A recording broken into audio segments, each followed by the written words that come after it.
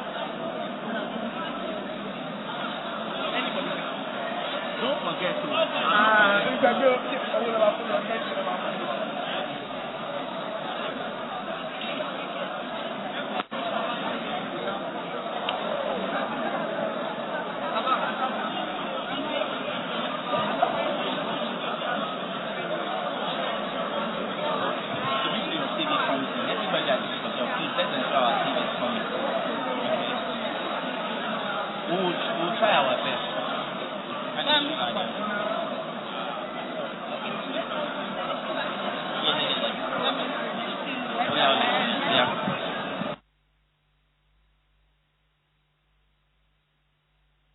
How many speakers are there?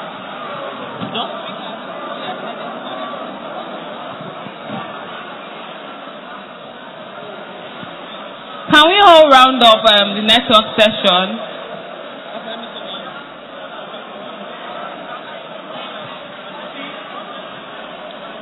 Can we all return back to our seats? Can we all return to our seats, please?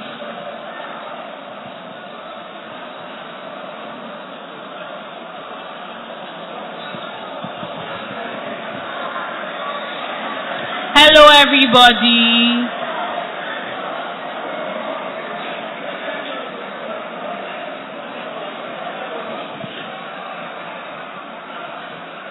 I can see some people are stealing deals already.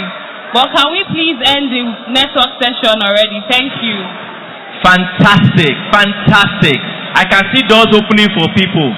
However, part of what we have learned today is to be disciplined, to ensure we do things the way they are supposed to be done. Exactly. So, we have come to the end of the network session. Thank you, thank you, thank you. Thank you very much. Let's return to our seats. We are still going to have another opportunity. Let us return to our seats. Thank you very much. Thank you, thank you, thank you.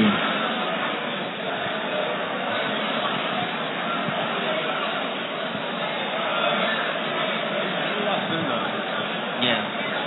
Hello. You can't remember.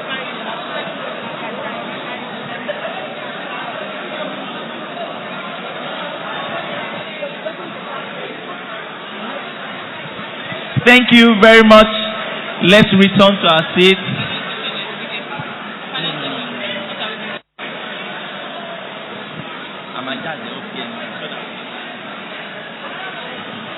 Let's go back to our seats. I have a few questions. Yes, I have a few questions for everybody. Those of us, we've done business now. Yes, business has finished. We will still have this opportunity again, no?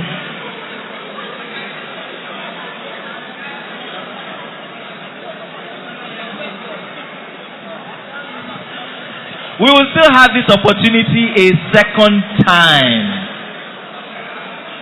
Please, let's return to our seats. Thank you very much. Let's return to our seats. Thank you, thank you, thank you. Thank you very much. Let's return to our seats. Behavioral competence. Ability to act in accordance to the laid down policies of the organization. Let's ensure we act according to the requirements of today's event. Thank you, thank you, thank you very much. Let us return to our seats. We would have this opportunity a second time. Let us return to our seats. Thank you, thank you, thank you. Yeah. No, so.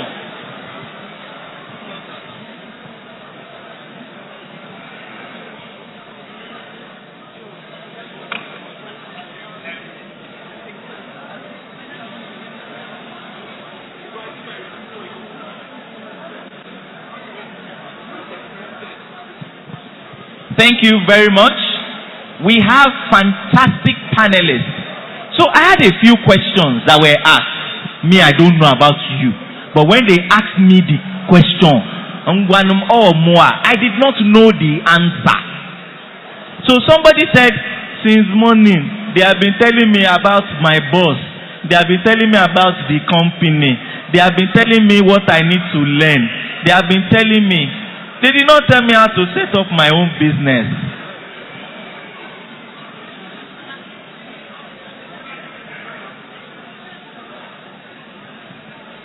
So, someone even said to me, Alpha now, and I know will give us food. I've heard all sorts of questions. Okay, so, praise the Lord. Praise the Lord. How many of us are members of this church? You know, when they say, "Come boom, okay," that's how the sound has been since when people are praying fervently. So, for in Jesus' name we have networked. For in Jesus' name we have networked. Amen. And I hope that we have made new contact. I hope that we are opening doors for ourselves. And part of what we have learned today, some of us, we did not learn it too. They have been begging us to sit down since morning. So that means if it was our boss now that said, meeting by 10, you will walk in at 10:15 and say, sorry sir, I was just preparing the report. I don't think it will work that way. So let's get back to our seats. So the people that came for Success Gate, are we here now? The ones that were selling markets that Jesus had to drive out, I don't know where they are. But those of us that came for Success Gate, shout hallelujah. Fantastic people. Put your hands together for yourselves. I've discovered my new calling. It's now MCing. So from today, I'm not doing IT again. Maybe in the evening, I will go back to IT. But now, I've changed my mind. My sister told me I should know where I'm going. So from now to the end of when I drop the microphone, where I'm going is to be an MC. Yes. Achievable target. I've set it for myself. So, how many of us met someone that we didn't know what the person did would affect our business or where we are going? How many of us met someone new and like, wow, I didn't know this person and I see him every other day? How many of us? Fantastic. And how many of us met people we already know what they do, but they now told us again that me, I'm sewing cloth to bros. It's only one you have asked me to sew since. Let's sew another one. There's that opportunity too. Don't be afraid. So we're going to go into another session of the event. And in this session of the event, let me start to tell you. Let me tell you why I came. You know, I told you, I'm trying to start a new business. I have a business that I've been running. At the same time, I have a job, but I have the job that I'm looking for. So let me tell you what I want to know here now is that how will I leave this place? I've had this do it. How will I leave this place? I don't know if I'm getting it, so let me not continue. With the information required for me to move to the next level. So what we've done is we brought our fantastic panelists that comprises of the two speakers we have heard, and I'm sure you can attest to their depth of knowledge and their wealth of experience. Are we together? It's as if my English is too much. Or maybe it's me. Oh, they are sharing drinks. Sorry, they are sharing drinks. They are sharing drinks. I think the drink now is very important. So let's just be collecting the drinks and be listening. So on our panel today,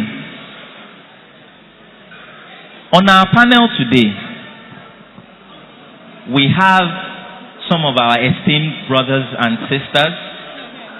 See now, I have like all these plenty pages of profile. Me, I cannot read it to my panelists. Please, I seek indulgence. Because I saw somebody's profile now. I'm even afraid. My sister that spoke before, I read her profile. I thought it was long. I saw somebody now. They said it's volume 1 that they brought for us to read. The person, he has done banking, is there. Logistics, is there. Construction, is there. Oil and gas, is there. Makeup self, is there. Selling fabric, is there.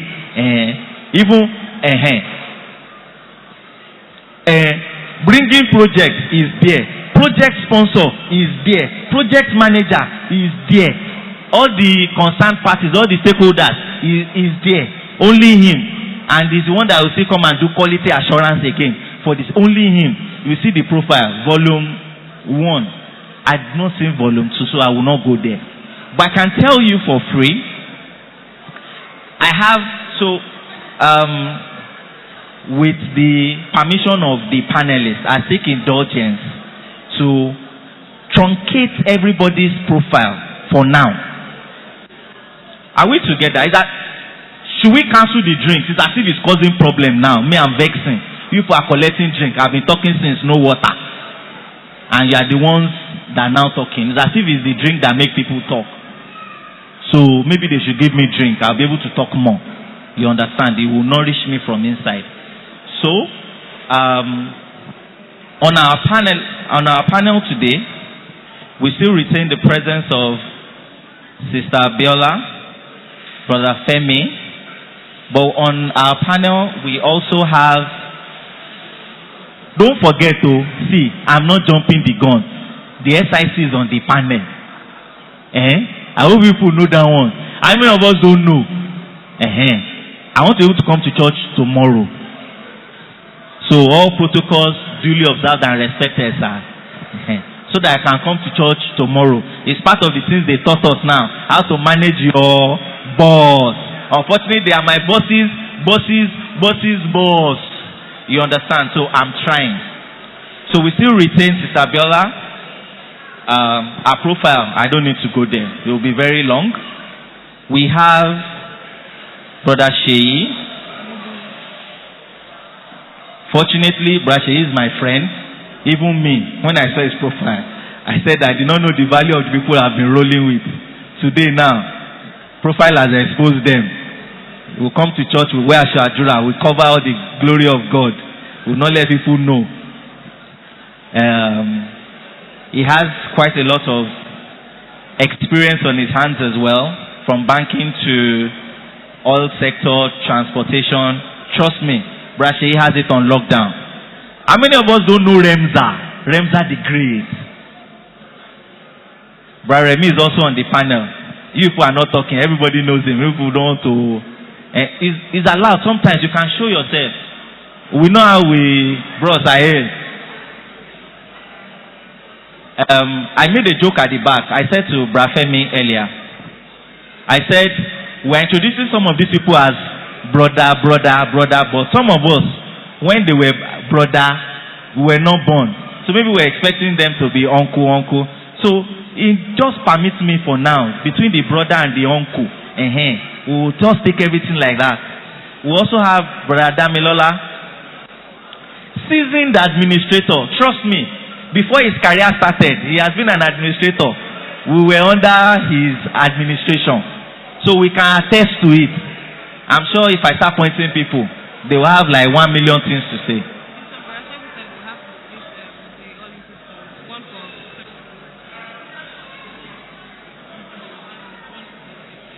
Okay, so are we? So, Some of my panelists, they are not here. So it's an opportunity for me to introduce them. Anyhow, I want to introduce them. Opportunity comes but once. So panelists, then my great SIC. Then we have Brother Dapo. So I've introduced those panelists. We agree, Abi. We have introduced them, yes. Some people are nodding. They are with me in the spirit. Then we have Brother Dapo. See, if you think turning English to Yoruba and Yoruba back to English is the only talent he has, you have been misled. Let me show you his profile. They are about 15 pages. Where are they? Okay, let's start. It's very plenty, Brother Dapo. Seasoned sound guy is one of the few people that we listen to in matters of. By the way, currently, he's a financial controller. He understands everything end to end. So he's not able to be a financial controller. So we also have, Rossi. How many of us know this brother? Let me tell you his name. Let me just go and stand behind him. How many of you know this brother? Just show by wave of hand. It is finished. You know him already. Don't let me go there. Okay, so we also then have, for sake of time, I have a group of, everything we'll be saying here has to do with, praise the Lord. Praise the Lord. I know that the people that came for Success Gate are not the ones talking. I'm very sure. So the people behind, that are in charge of everything behind, they can also help us to tone it down a little. Because see, it's HR people that are here. HR, human resources. In every organization, you have your financial resource. You have all the materials for the business. You have technology as a resource. And you have what? Human resources. You people don't know powerful people. You see, they don't smile. You can see they don't smile. It's film Chico. They don't smile. Because they are going to look at the core values of the business, look at you as an individual and see whether you fit. So you heard Sabiola now. She knows it already. It's not in doubt. But it is not the technical aspect that we are calling her for now. Wealth of experience. So don't worry. We have seasoned panelists.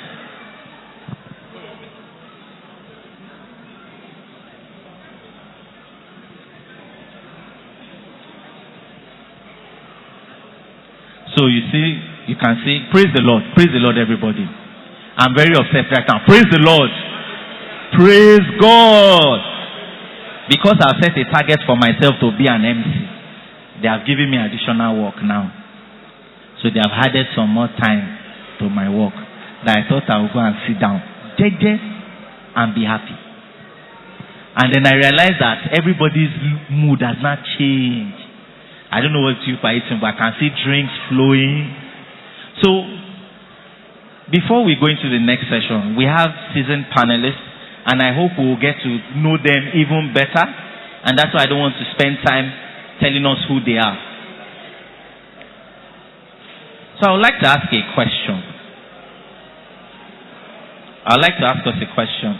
And I hope that this question would help us to understand how well we have done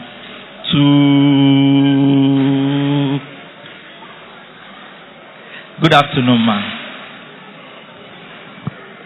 Hello.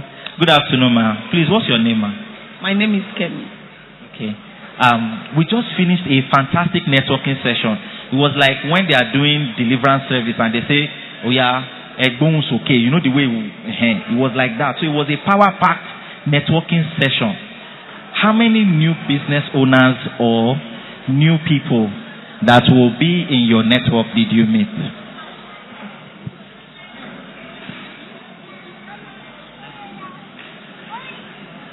Okay, so I'll tell you what she's done. She's telling us that she wants to keep our network. I don't know if it works, but my sister says that network she has just made now, she wants to keep it to herself because it's a powerful one. How many of us? So, then let me say something. Personal observation, and maybe if there's anybody on the panel that can correct me, because this is just me now on the fly trying to say something that has wisdom inside. When you are networking, I usually think it's a bad idea to say, good afternoon, I'm looking for a job.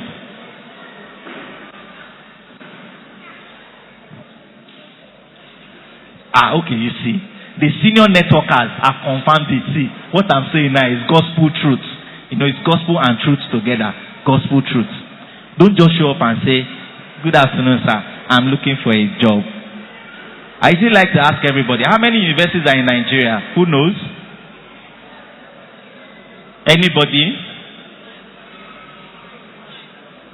Let's make an informed guess.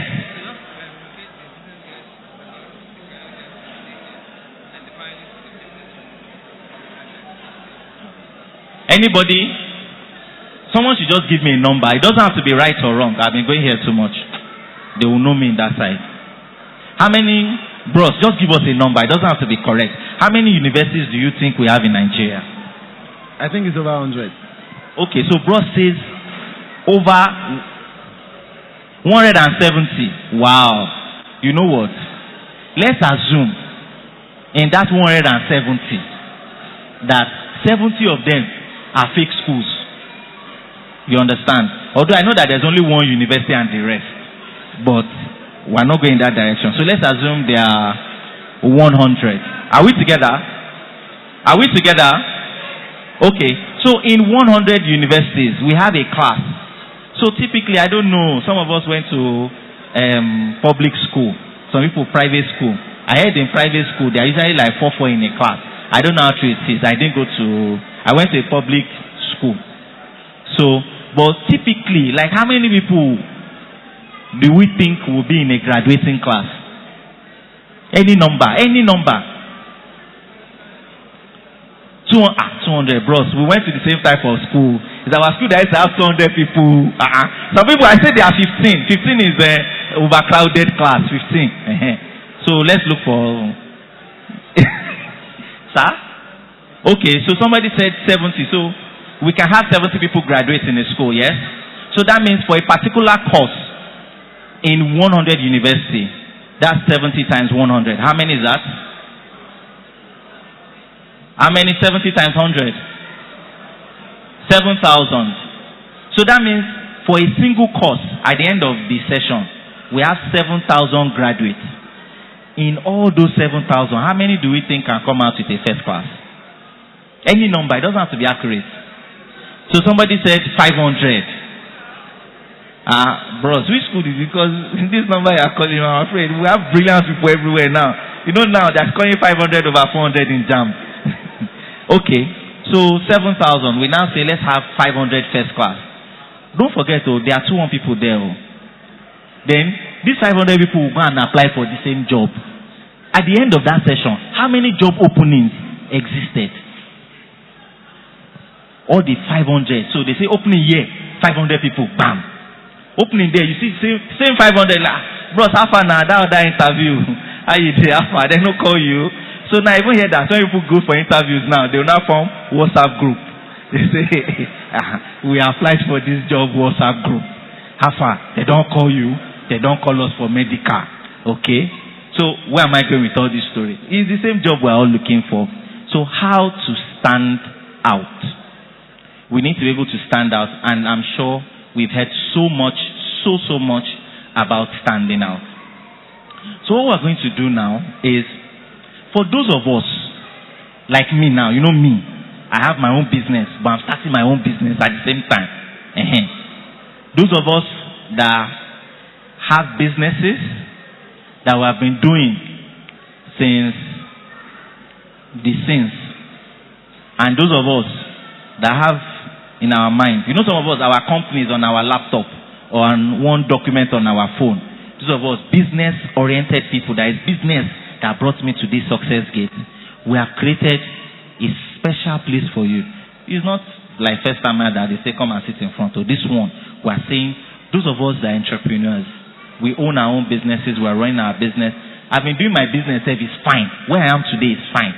But I'm thinking that the guy beside me that is doing the same business, from one shop now, he has they call it plaza, plaza from shop.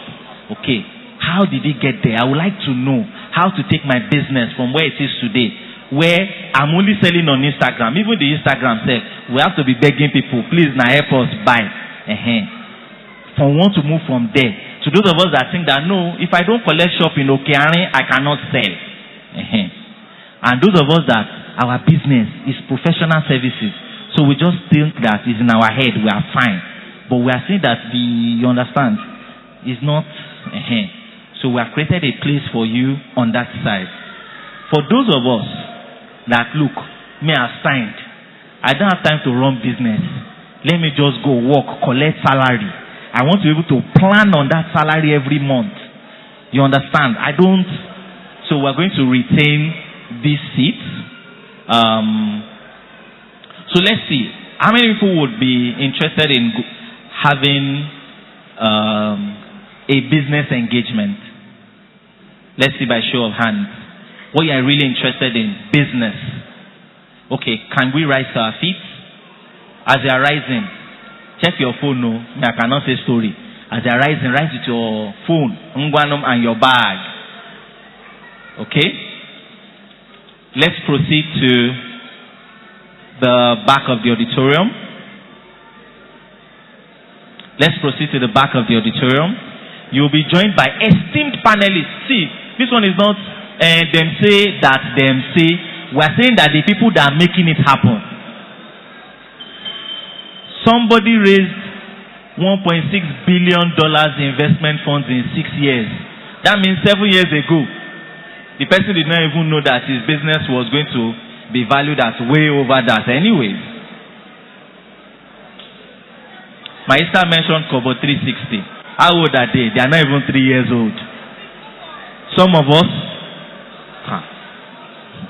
it's as if, okay, so the rest of us now that we want to focus on our careers, can we consolidate? I hope I use the right word. Let's come together. Let's come together. Business.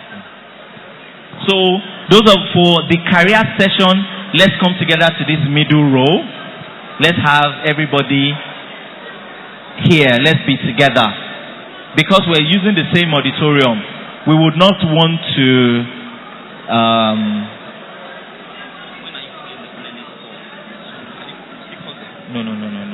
No. Let's go back now. Just get the panelists. You know the panelists, so let's move them. So, fantastic. This is very interesting. So let me tell you, just so that you know, this is just the beginning. We are going to next level. So we are starting slow, we are starting easy. So those of us for the career breakout session will be here. The business breakout session will be at the back. Even now, I'm confused.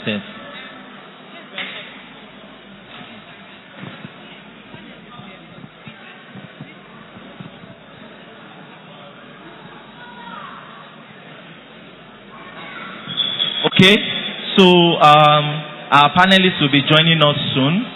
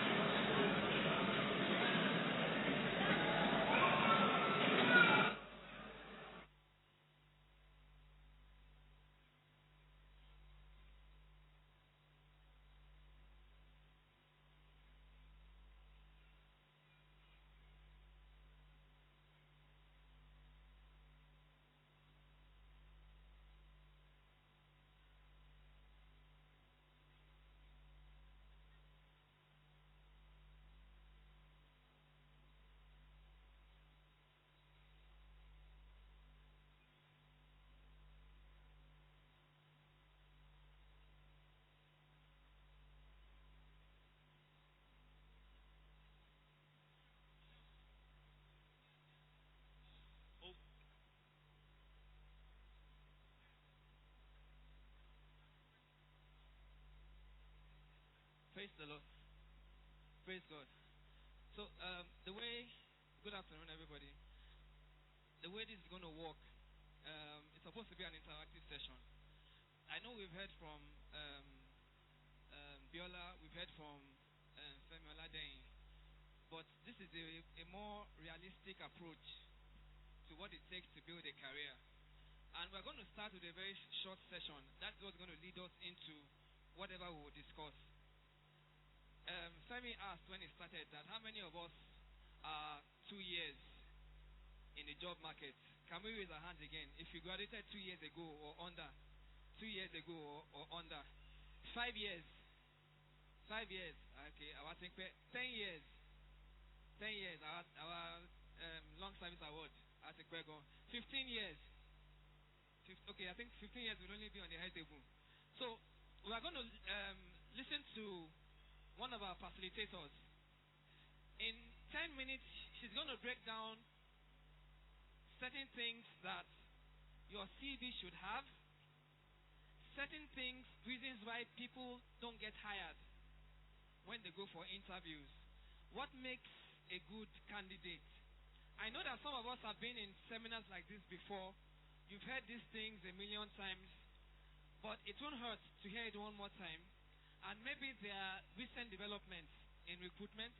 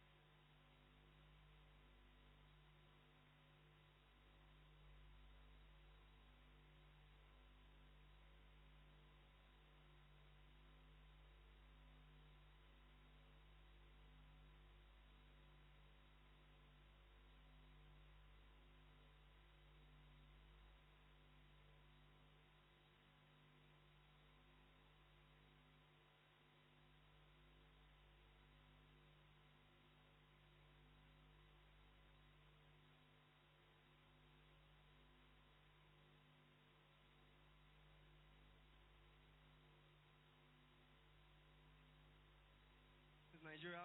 That is also where I work. I'm HR business partner. So, she'll be letting us know what should you put on your CV. In the first place, when you want to write a CV, how should you start? Now, before she comes over, let me explain.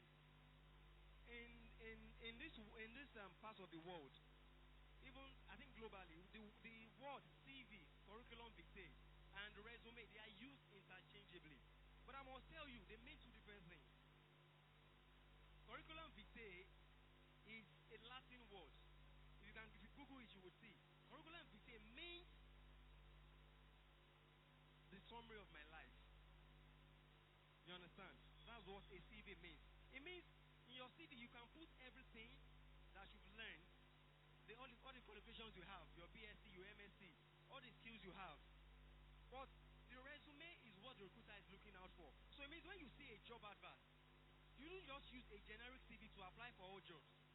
My friend there is also a recruiter, Mike Banwo. He would also tell us, when you're applying for every job, don't use one CV to apply for all jobs. It means you need to look at the job requirements that the recruiter has set out and tailor your CV. So when you tailor your CV, it means from your CV you pull out a resume that will fit that job. Because there are some persons who pay recruiters, people who write professional CVs, they pay them 5K, 7K, 10K to make CVs.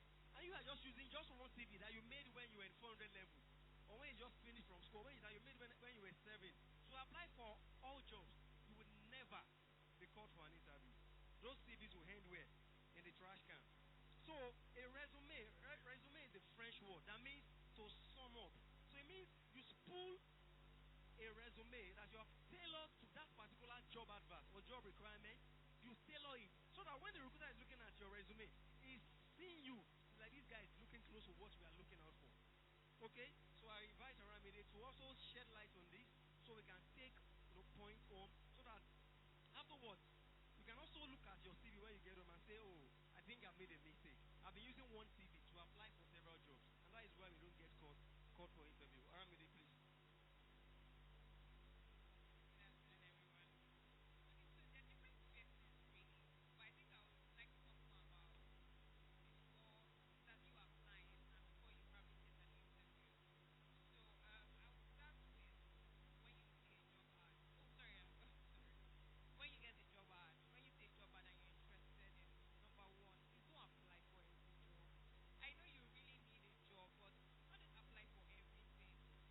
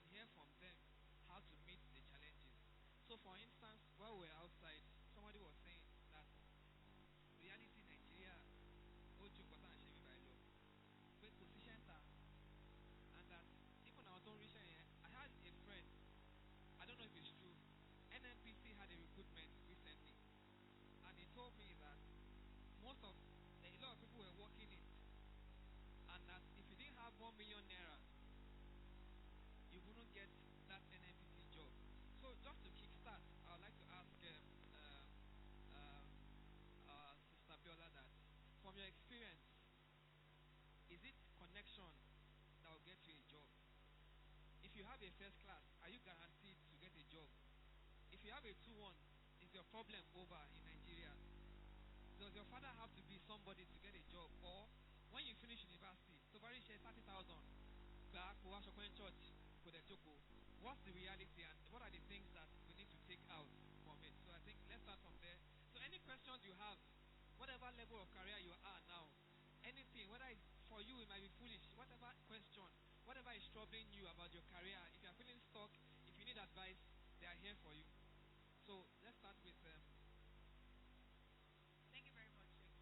So I'm going to start briefly, but I'm going to let my darling sister here give you a proper lowdown. Listen, there is no work out. Let us say it as it is. Can we think as it is? When I was looking for work, I started working 20 years ago. Okay, so you want me to start? Sorry. When I was looking for work 20 years ago, there was work.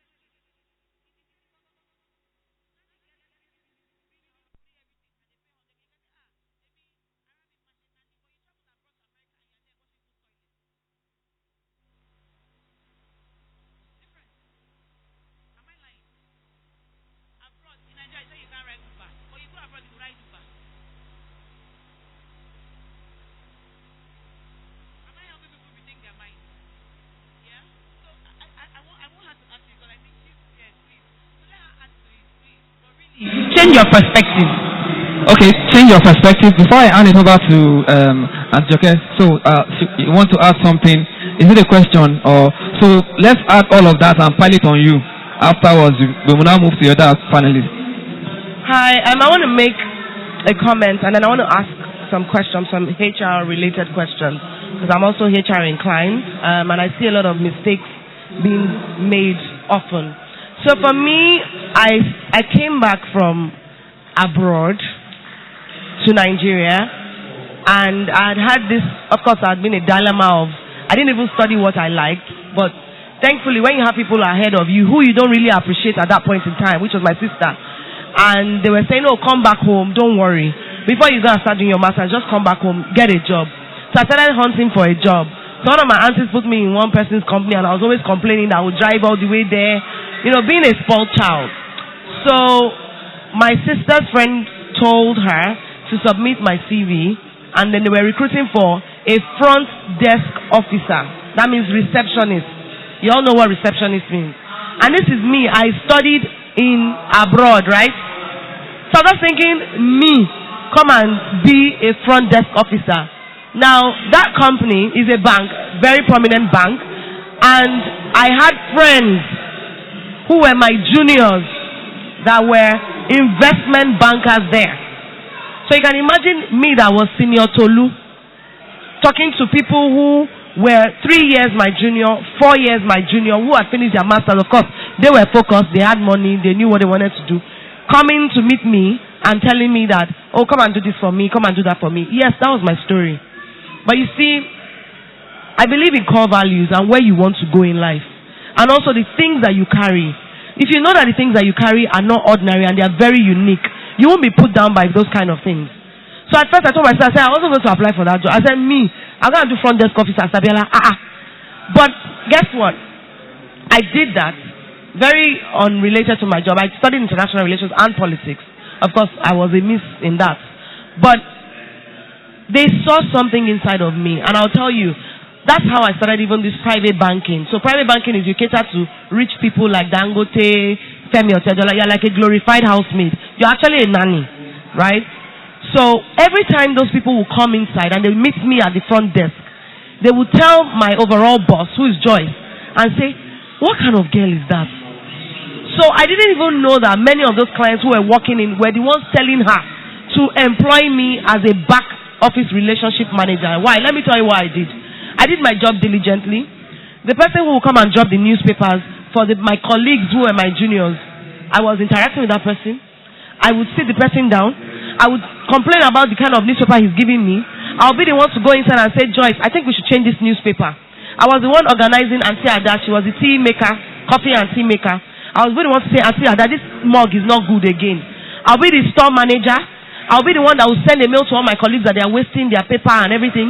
I'll be the one to say, oh, I need to change the innovation here. We're going to start having passwords on the printer.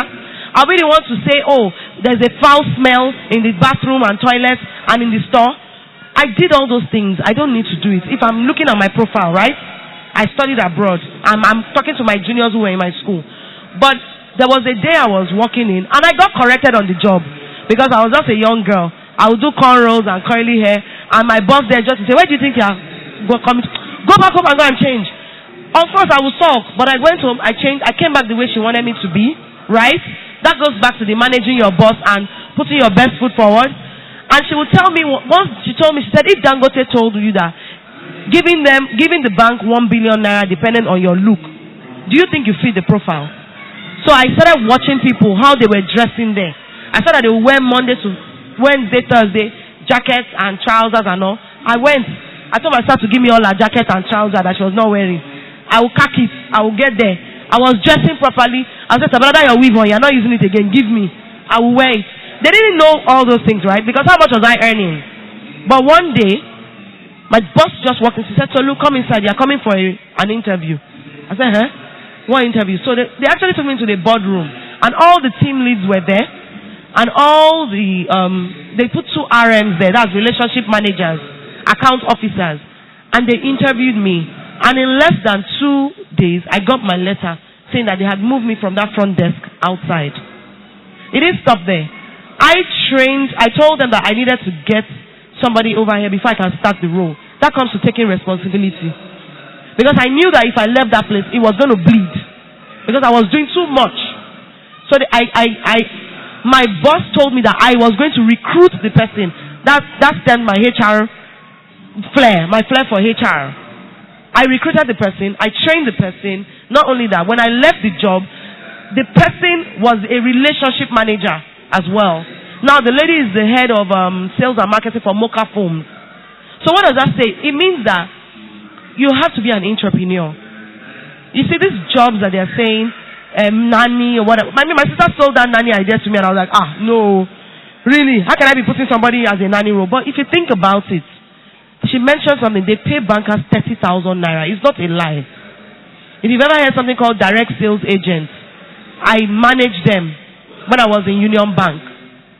I ended up spending most of my salary on them because I could not imagine where they were coming from. Agege, Ikotu, far places, and they were paying them 40,000 naira. And a shop assistant and a girl who is supposed to be a PA will be earning 55,000 naira, 60,000 naira. Even with the Oga saying, come and take 1,000 naira. All the people that come in there will say, take 1,000 naira, do your lunch. So the thing is, if you actually look at yourself now, don't see yourself as doing the job that is menial. See yourself as adding value and being the best at what you're doing. Now, I want to talk to the HR practitioners. There's a CV format that is acceptable and that is not acceptable because I know now that CV sifting has become very sophisticated. Hence why you would have said you want anything in a PDF. So there are keywords that are usually in the job description that if you don't have them in your CV gets flung out immediately. Then I would also appreciate if you could have like a little role play amongst the professionals for job interviewing. The kind of language, mannerism, dressing, so for example, I know that we kept somebody waiting for a job role. Somebody had interviewed that person and I kept the person waiting unknowingly, really, because I had to go for another meeting in one branch. So, the person told them that I can't keep waiting, no. I mean, I don't have time for this kind of thing. That they didn't tell me that this was what I wanted to come and do, just be waiting. So those are totally I wrote that person off. So those are the kind I feel you should do like a role play to actually let people understand the kind of grammar they shouldn't. I was just told about you smell nice, you look good. So those are the kind of things. So the CV formatting and the role play on how you should sell yourself. Thank you very much. Can we give her a round of applause? She touched a lot of things. How many of us can do the nanny for 1 million naira? Nanny for one. Okay, nanny for 500,000 naira. Okay, forget nanny. House help for 500,000 naira. If people like money. And okay, please come and take us through very briefly. Okay, good afternoon everyone. I think my dear sister Tolu, she's taking the words straight from my mouth. I was just telling her sister, I said, this is just my story. And I'm going to share whatever I'm going to share. I'm going to use my story. So, because I love to tell stories. After my service, I served in a bank, Eco Bank. And I was paid 80,000 naira per month. As a copper, yes. I was paid 80K. And this was when we were being paid 9,007 or thereabouts, NYSC copper. From the federal, then I had my 80K as a copper. So I did 1 year. Then after 1 year, I was going to be retained to become a permanent staff. So we're given some targets, banks, you have to go look for these billions and all of that. Everybody was sourcing for the money for me. My mom, my dad, my uncles and all. So I said to myself, okay, do I really want to do this? I studied marketing. I'm a graduate of marketing. But do I really want to do this? Targets everywhere. You don't get to sleep. You don't get to, you are all over. After a while, I left the banking industry. I came back home and I was looking for a job. I said, I don't want to do this target thing again. I'll rather do something much more, that will give me some level of peace.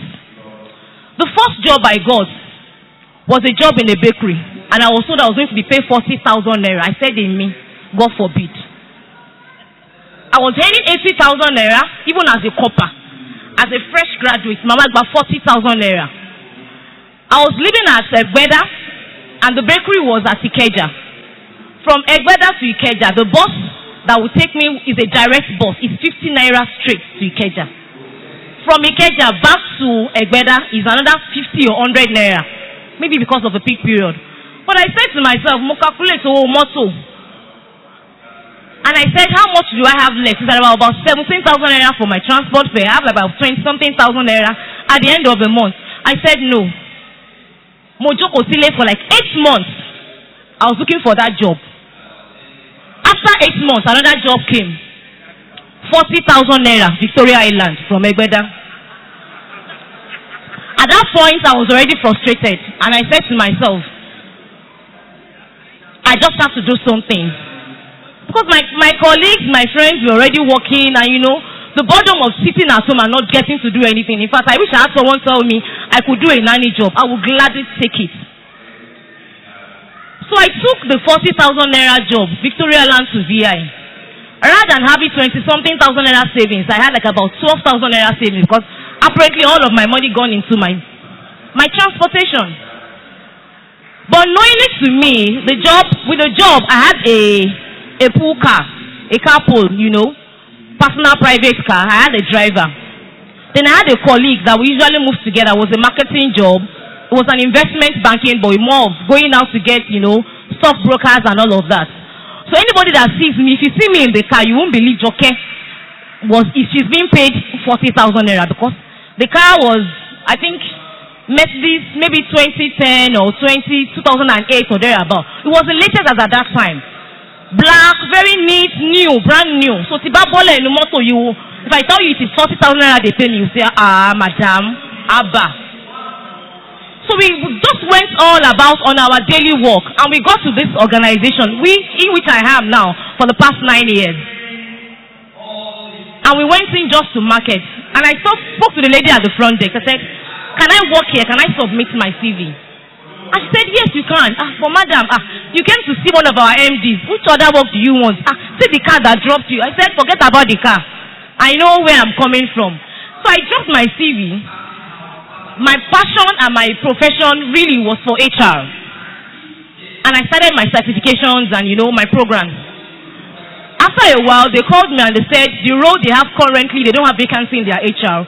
And the role they have vacancy for was in their front desk. Excuse me? Front desk officer. They said, no, we don't call it front desk, it's relationship officer. So in my mind, I'm coming from the banking sector, I know what a relationship officer is. So I said, okay, I could fit in. They sent me the job description, I looked at it, I was like, this is more like a front desk. I spoke to a few people around me, they said, front desk, KPMG, there are some places that, even if they give you security in mobile, you will enter. When you show yourself that I have the skill to be the engineer, whether offshore, downstream or upstream, they will put you forward first. So I was like, really? Front desk? Okay. I took up the job. And each time I get into the firm, because I was coming from the banking industry, I dressed like a banker. Because I have all my suits, I have all my clothes and all of that. So your appearance also really matters when it comes to you looking for a job and you doing interviews. And someone just said to me and said, what is that lady doing at that? Just about the same story just as she mentioned. What is she doing? The dressing does not look like someone that should be at that desk. And then with time, under a year, I got transferred and I was moving to HR, which is what I'm doing now. I'm going to touch on what my sister mentioned about CV. For me, what is really important for me, there are two classifications of applications. If you are a fresh hire and if you are an experienced person. For most organizations, most organizations now use application tracking system. They send you a link and tell you to fill some details. By the time they are pulling at their own end, if some informations are missing, you are dropped. For my organization, we use application tracking system. So we send you the link, you fill in your details, and you submit to us. As a fresh hire, one of the first things I will look at when I'm pulling at my own end and exporting to Excel is, I look at your name, your age, your class of degree. You are a fresh graduate. Your class of degree, your course of study. I don't care about what course you study because I'm going to train you into what we do. So for me, if those things are missing, your age is not there, your class of degree. By the time I'm sorting, I'm removing you and I'm throwing you away. And I'm concentrating on the people who have their details and I'll follow the instruction. If you're an experienced person and I want to engage you as an experienced person, I'm giving you the format. I want your resume in PDF format, and I expect that you put all your experience together, not more than 2 pages.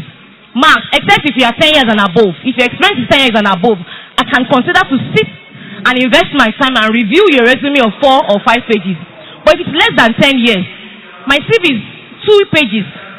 If it's less than 10 years, hello, I expect to have just not more than 2 pages of your resume to give me a quick view of what you've done, and I can tell to say this is where you fit in my organization or wherever.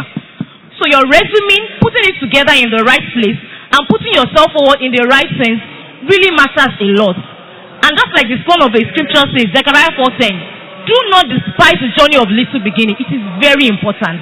Don't be too proud to say, I cannot do this job because I am a graduate. Unfortunately, that is the environment we found ourselves in Nigeria. There is jobs, there are no jobs. It is the same war of talent. PZ is looking for 1,000 people. KPMG is looking for 1,000 people. It is the same talent that will apply there, that wants to apply here. So there's war of talent everywhere. And everybody wants to get the best people as much as possible. But it's all about how you package yourself, how you improve yourself, and how you put yourself forward. I think that's about it. Thank you. Thank you very much. Because of time, we have just 30 minutes for this session so that we can close before it gets too dark. So what she's saying, for instance, eléyìí tó touch mi ni pé tí mo ti ṣiṣẹ́ fún 15 years tí mo dẹ̀ ti gba different degree 2 pages nìkan náà lè máa gbà láti just 2 pages even if I have done all the work of this destiny. Okay. So only 2 pages summarize everything. Shocking love okay. So what I'm going to do, because there's no time, we'll just take your questions straight. We'll pass it to them straight. They will take it very, very quickly because of time. Then we can close. Thank you very much. My name is James Afalabi. I have 2 questions, please, very fast. With the challenging issue with unemployment in the country we are this day, and with different markets overtaking other markets, now as an employee, how can you manage the pressure of leaving your present job for a more promising offer? How can you manage the pressure of a job, leaving your job for a more promising offer? You've heard that, okay, a particular job is going to pay you 250 and currently you are earning 150. If I go there, if the job quench and all those things like that, you have a security of the job you are currently with right now and you are a bit insecure. How can you manage such pressure? And 2, now what are you to look out for when signing a contract? Now, same based on different companies coming up with different strategies and all. Now you see manager coming with contracts. Okay, you need to sign contract, and most employees really don't know what they are into until when they are done for. So how can you advise us on how to sign contracts? When are we to say no? This doesn't go along. This doesn't go well with me. Okay, I can still manage this and so, because a lot of people are not actually conversant with this. Thank you very much. Thank you. The questions we asked, for those who didn't hear, you have another offer for another job. How do you balance? Should you stay where you are? Should you move? Secondly, before you sign a contract of employment, what are the things to look out for? So that's the first. What we'll do, we'll just take all the questions so they can handle it once and for all because of time. So I think there's, Thank you very much. Please. Sorry, before you go ahead, just please add your name while you're talking so that we know you. My name is Funke. I'm a data analyst. Your name is? My name is Funke Obafemi. I'm a data analyst. Funke is a data analyst. Okay, please, I would like to know, you talked about CV, you talked about resume. You didn't mention cover letter. What should be in a cover letter? What should be in a resume? What should be in a CV? Cover letter, what should be in a cover letter? What should be in a resume from Funke, the data analyst? Thank you very much. My name is Adela Adekoya. So Adekoya. You want that to hear? I like you. So I have 2 questions. One is concerning the cover letter too. Now, you said something about the CV and the resume. I overheard some people saying something that the reason why most people have not been called for interviews because you're not supposed to just submit your CV. That your CV should always go with a cover letter. So I want some clarification on that. And then the second question is, you said if you're writing your CV, if you have experience, say probably in sales rep, and you studied probably engineering, those experience should not go in the CV. So now my question is, what if I am applying for a front desk officer and I don't have any experience at all? Am I supposed to just leave the other experiences I have out? Then the last one is the cover letter. Okay, thank you very much. The other, who else? Okay, your name and what you do. Okay, my name is Mabel Obidiro. I'm a banker. I just want to ask this question. I just want us to shed a bit of light to everyone. Having the relevant skills that can work anywhere. Because what people do is, because I'm a banker, you keep doing CIBN, everything. You don't get to have other skills. In case you decide to deviate from where you are to go somewhere else, can you shed more light to us? What are the relevant skills that can make you relevant no matter whatever happens, so that today, even if you lose your job, you can be relevant elsewhere? Thank you. What other skills do you need to have to make yourself relevant elsewhere? Your name and what you do, please. Okay, good afternoon, everyone. My name is Tai. I would like to just bring light to some aspects. Something happened recently, and okay, I know this is about the job and everything, but there are some times that some of us, just like what someone said, we have some new and special ideas on how to create employment and do things, because I don't know, we're literally talking about how to get a job. No one is actually talking about how to create a job. One person can actually decide to create a job for every one of us here. So in a case like that, because there was a time I did something, I'm a business person, and I created a job while I was at school, and I couldn't afford to pay the salary of some workers because it was too, should I say, it was too, everybody's, I don't know, the money thing is too paramount to some people compared to the goal of where we ought to be. So I want us to actually bring our light to, if you actually want to tender an opportunity or a kind of settings that can actually, just like this all ride thing and Taxify, some of us actually have some amazing ideas that can help. What you're saying is, how do you start, work on a startup? Yeah, how do you work on a startup? They are directing you to your family. But anyhow, you are here. So, 3 more questions and we can close. So, I'm on this row. Okay, since you are closer, it will come to you, madam. It will. Can you come?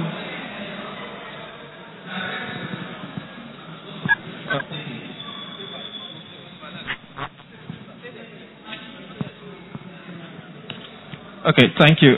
My name is Shola Joyini. I'm a bossa. I study project management, but working as a bossa. And there's one question that I want to ask, because presently where I work, when I started, I realized that there's no kind of structure. Sorry, boss. I heard you said you're a boxer. Bossa. Sorry. So I realized that there is no structure, and from what I studied and from what I've been taught, I realized that there needs to be a feedback kind of system for for that kind of structure to be in place. So I'm not like, from what you said earlier, Mrs. Abiola, you talked about being an entry level employee. One has the power to influence some things. So I'm looking at how can I influence such a kind of feedback system, since I'm an entry level in that organization. So what can I do to make sure that there's a system in place, and how to really work with my boss to make sure that some things are really put in place, not just being the only person working on things and being the overall thing over everything, so but how to delegate and also effect some changes. Thank you. Next question. We take. Okay.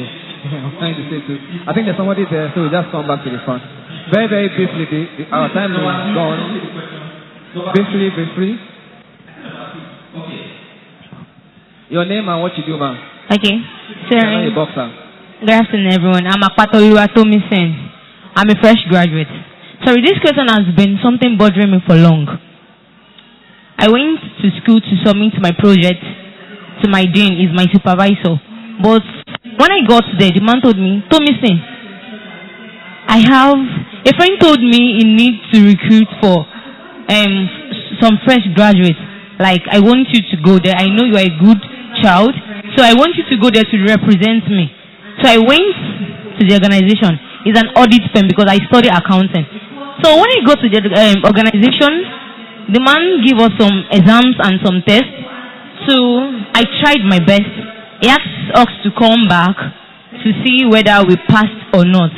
So on me getting there, was like, wow, this is I was so surprised.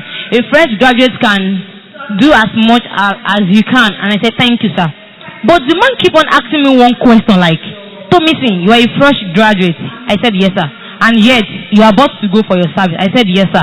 He said, but if I should offer you, I can offer you this job and even afford to pay you 100K for the start.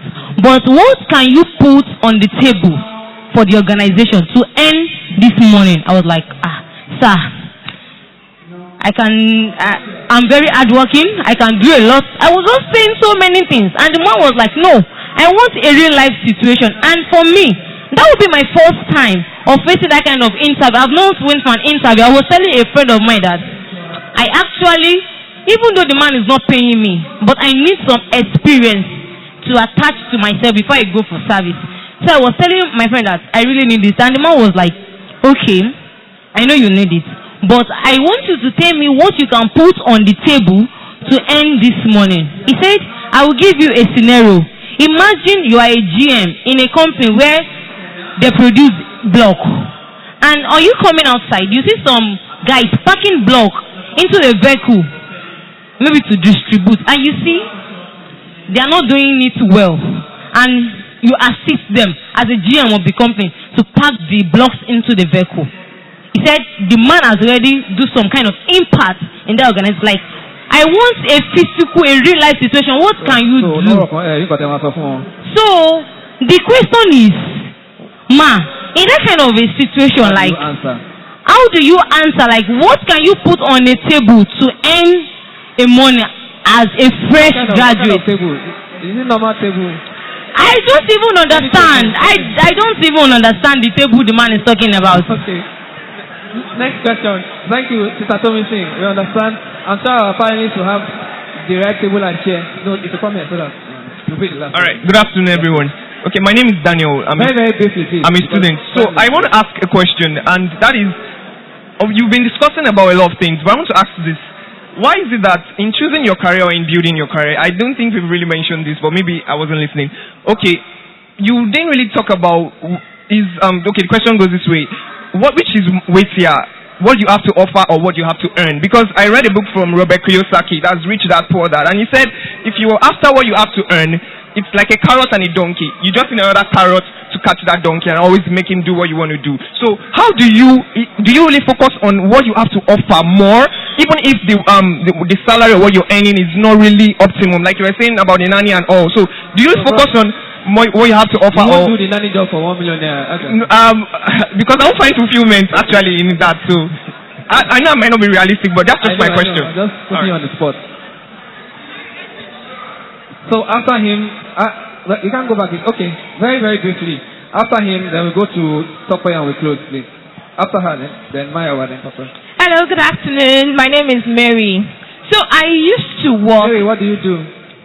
Presently, well, I am a writer blogger, and then I own a perfume brand. All right. So I used to work at ARM, and then I was the fund accountant of ARM.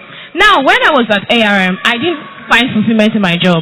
I was always crying. I would go to the bathroom and cry. And then I would concentrate on my work again and start thinking that, okay, how am I going to go about this? How can I make my work very interesting? And then I find fulfillment. They paid me really well, but I wasn't finding fulfillment. And to me, that was nothing.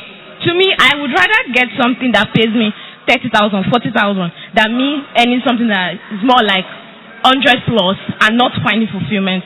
So I'd like to ask, how can the companies create this situation whereby they don't just recruit fresh graduates without training them on the job? What I do was basically punching my computer on a particular software, which is not another software that another company is using. So it's not like I am so into ARM, and if I leave ARM, I can't do any other thing rather than relearn the process of another company. So it's more like, I don't even know what to say. But my question is, how can companies structure their structure in a way that they are able to add value to the employees? Because aside from employee adding value to the company too has to add value to employees. That's the truth. And then secondly, fulfillment is very important. Work-life balance was also another thing that I battled with because, I will resume 7:30 and then close around 8 o'clock sometimes. That's true. So it was more like I wasn't finding any fulfillment. I wasn't doing well. And my mind, everything was not okay. So I'd like you to address that. And then also the HR has an important thing to note too. Please, I would like to say some people do not fit some certain job. What I was doing, I do not fit it. I am more of a creative person. I am more of somebody that is a content creator. HR knew all these things. They saw it in my CV, but they still employed me for a role that I was not fit for. So that's what I was. No, I took the job because I didn't know what it entailed. I was just a fresher. Don't worry, we'll get it. I was interviewed. I studied business administration. I have a vast knowledge of all those things. So I definitely will. They will answer your question. Thank you. Very, very valid thing. I've had the same experiences too personally, so she has the point. Very, very briefly. My name is Mayowa. I'm an IT professional. So in talking about ourselves, what do you do in a situation where you find yourself in an organization that is toxic in nature? So it's either they have badly behaved staff or they don't have structure, where it is not now first about yourself, but it's about the environment you find yourself in. How do you weigh working out on that job vis-a-vis staying in that job to earn what you are earning? That's my first question. My second question is this. In an event where you've tried everything that everybody says is right, but you still do not have the self-confidence to take the bold step, how can we encourage people in that situation to face reality? That, if you've done ABC and it's not working, the next thing is D, walk away. Okay. Thank you. Finally, okay. Good afternoon, everyone. My name is Temitope. I'm going to thread on what that brother said.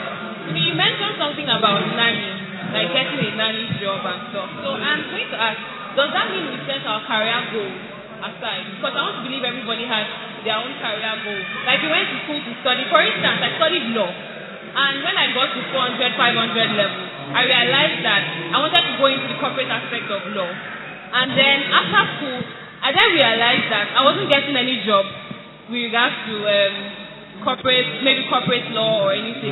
So I had to take a job as a secretary in a construction firm, like a secretary, just type and file. Okay, I was able to prove myself that I could do better, and I was elevated to HR and admin. But now the thing is, that is not my career goal. That is not where I want to see myself. Now I'm doing my master's in LLM taxation, and I don't know the switch in career. I'm confused. I know my end goal. But the thing is, how to get there, and because of the situation of the country, you're not getting those things that will feed you. You're not, like, the companies that are available probably come and do something that is not related to what you want to do or where you see yourself in the next 10 years. So, I don't know, that fix is really putting me in a confused state. Like, it's frustrating having to do something that, okay, I'm doing HR and admin now, of which I'm enjoying it, and I've had compliments from people and telling me I'm doing so well and stuff. But the thing is, I know that that's not where I want to be. Every experience I'm gathering now is because of where I want to be. But at the same time, I feel like I'm being constrained. Like I could do more if I found myself in a better place. More seated. What should I do in this situation? Okay. And the part where we talked about money, getting offer and everything, like, do I say because I got an offer to be a nanny, or I got an offer to be something that is different from what I want to be. I then take it because of the money, or because these are the offers that are coming. I don't know. Okay. I need that question. All right. So what we're going to do because of time, I'll just bunch a few of the questions together. About fulfillment in your career, that Daniel talked about, and I think Mary talked about it too. I'll handle it to one person. But let's start with this one. I have a job for 250,000 or 150, and 250,000 is being offered. Should I leave or should I stay? Dapo will give us a fix to that, because I know he has done a few movements in his own time too. So, Pastor Dapo, please, what should we do in that situation? Job security, should I go, should I stay? Okay, on moving from one job to another, now it's a whole lot that you need to do. One, do an analysis on yourself if you really want to move. I'll use myself as an example. When I was in Guarantee Trust Bank before. When I left Guarantee Trust Bank, I took a pay cut. No one chased me leaving Guarantee Trust Bank. I was in finance. I had a future there. But I was tired of it. I'd learned a lot. I wanted to do another aspect of finance. And then I got a financial controller role in Coronation Securities. So it was a pay cut. I went there. But in 3 months, I got my salary reviewed. And this same bank I left for another place, so this same CFO I worked with that got me another job that was going to pay me over times 2 of what I was earning in Coronation Securities. So it's dependent on what you want to do. Do an analysis, look at the job security, and as much as you can do while you're on the job, develop yourself. That was what really helped me. The role came. The man said, I've always worked with Dapo. I know you can deliver on all this. I had interviews, even with consultants abroad, and I got the job, and to God be the glory, I'm doing well there now. So it's about developing yourself. Switching roles, you can switch job anytime if you've developed yourself. I tell people, you can't be out of job. With God on your side, if you've developed yourself, and you're good enough, you always get job. For me, I said to myself, okay, I did ACCA. When I got to a local company, I had to do ICANN because I needed to do it. So at every point in time, develop yourself. With God on your side, you won't be stranded. Very, very powerful. Very quickly, Brother Dami, somebody asked, what should I look for in a contract of employment? Is there any particular thing before I sign that Motigbasha is? I mean, once I see the 500,000 naira exam, I should just sign. Thank you. Very good question. I usually tell especially fresh graduates and even experienced hires, at the interview, ask them questions. You know, when they interview you, at the end they will say, do you have questions? Am I right? Please, if you don't have anything to ask them these 2 things. And I tell every person I meet, fresh graduates, I ask them, please, do you train people in this your company? Okay? Do you train people? How do you ensure people have the skills and abilities to do their job? Whatever response they give you will let you know whether that company will train you or not. Is it clear? Number 2, ask them, how do you reward exceptional performance? That will let you know whether that company has a good performance management system. So that means if you perform every year, they do appraisal, you are getting 100. That means after 3 years, they may promote you or they may not promote you. So when the response lets you know whether they have a good performance management system or not, fine. Now, when they give you the offer, the money should be the last thing. And most fresh graduates make this mistake. I've made this mistake in my career. Are you serious now, sir? Is the money should be the last thing? Yes, it should be. It should be.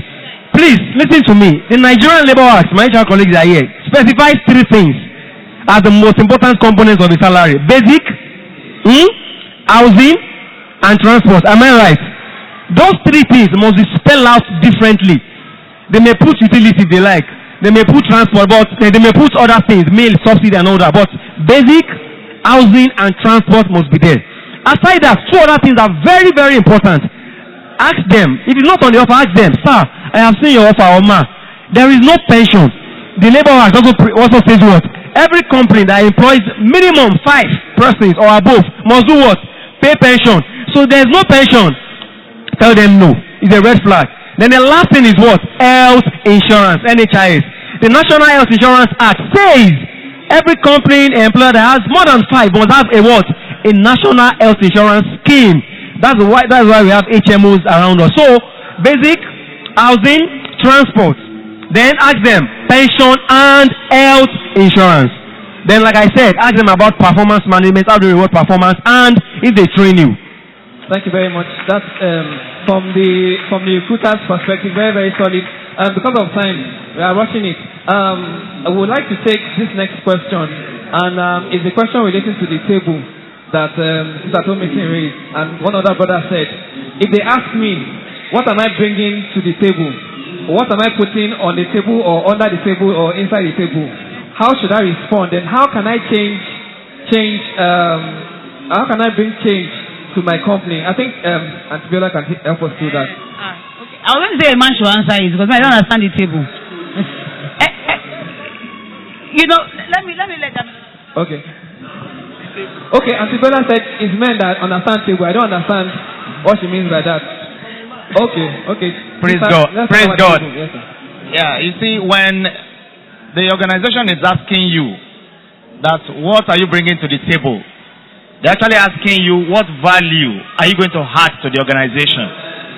I was asked the same question when my boss told me, Dami, we are changing your role and we are bringing you to the managerial level. What are you bringing to the organization? And I have to think quickly that I'm going to try to ensure that our punctuality moves from 48% to 78%. Ẹ má bínú sá, ṣé ìgbà kẹ́tọ́ wọlé ni àbí after? Ìgbà tí mo wọlé. Báwo lẹ ṣe mọ punctuality wọn kẹ́tọ́ wọlé? Ẹ máa study ni. You have to research because you can't just go to a company for an interview and you don't know about them. A lot of applicants comes around, they will tell you, I'm not aware of this. They can ask you, what is the load factor of this airline as at this particular year? You should be able to know. So as someone that is going into a company for an interview, you must have adequate knowledge of the company you are going to. Don't go empty-handed. And I know the HR people, that's the way you treat us, Abi. So let's ensure that we are well equipped and we are well informed. Google is not far from us. A lot of us spend a lot of data on Instagram, WhatsApp, Facebook. Some even sleep on Facebook. But the fact remains that you can convert that data to something that can build your career. And I think by the time we talk more, I will talk about some other things. Thank you. Okay, very, very quickly, Sabella, I will still give you a question by fire by force.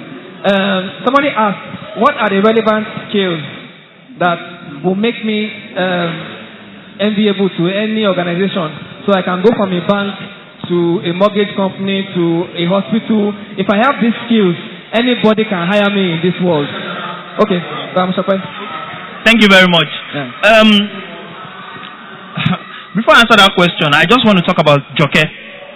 Joke is a secret. I've never let it out before. She was on the front desk when we were in KPMG together, and we were the professionals. We were the chartered accountants, quote and unquote, that come in. But one thing I respect Joke for, each time I came, I never even knew we were in the same church, was her professionalism. I respect. She never demeaned herself. She never saw herself relegated. To be honest, our salary is like times 5 of our own. That year? No, till now. Okay. Even professionals still earn more than those on the other side. Okay. But she's not funded again.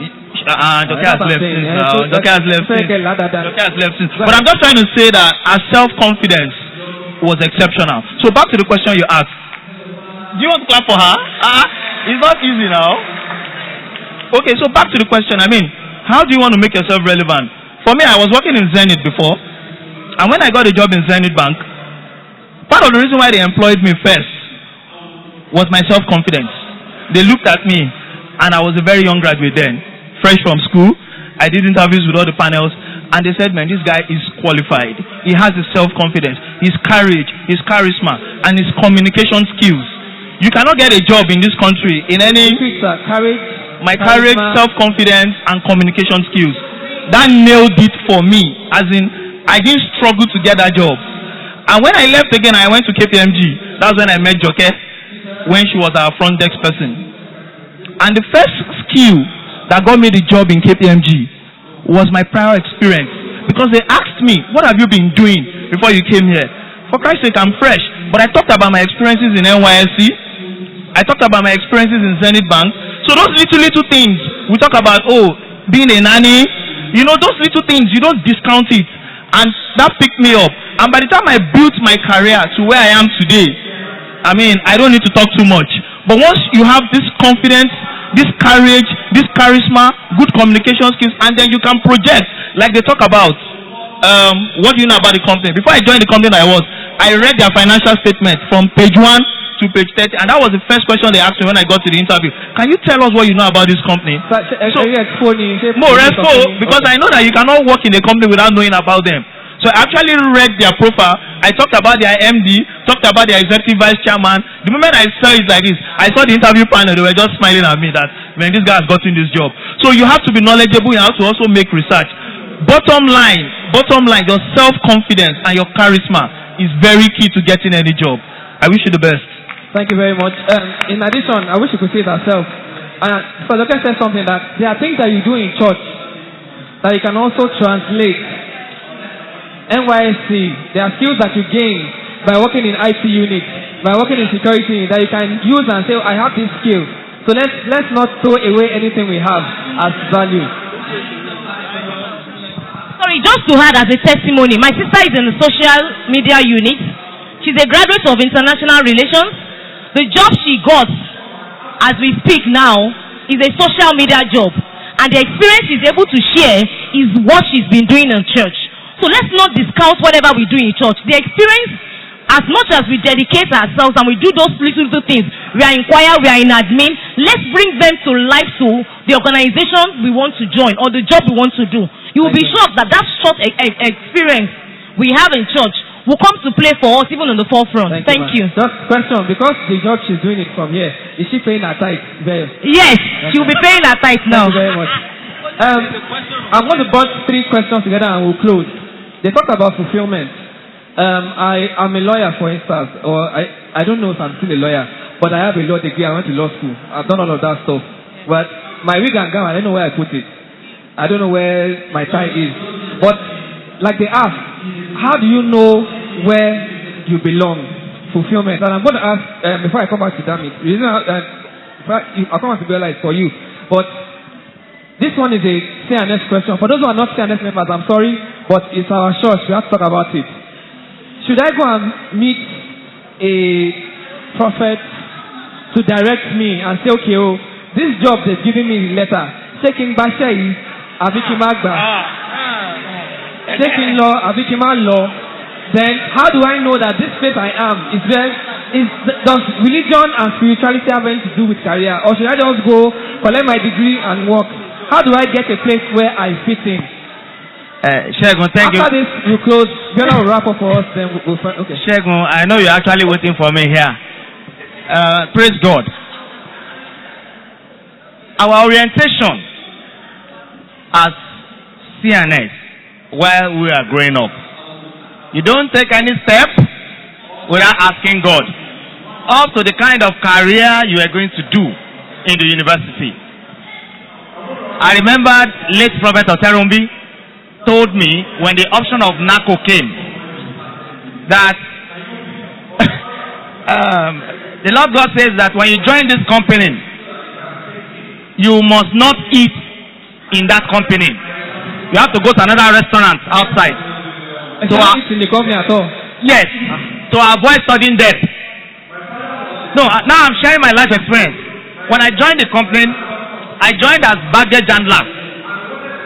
And those baggage handlers, they steal a lot. When they bring cargo, because I was in cargo department, they will dip their hands into the cargo pallet, they take valuables away, and they sell it.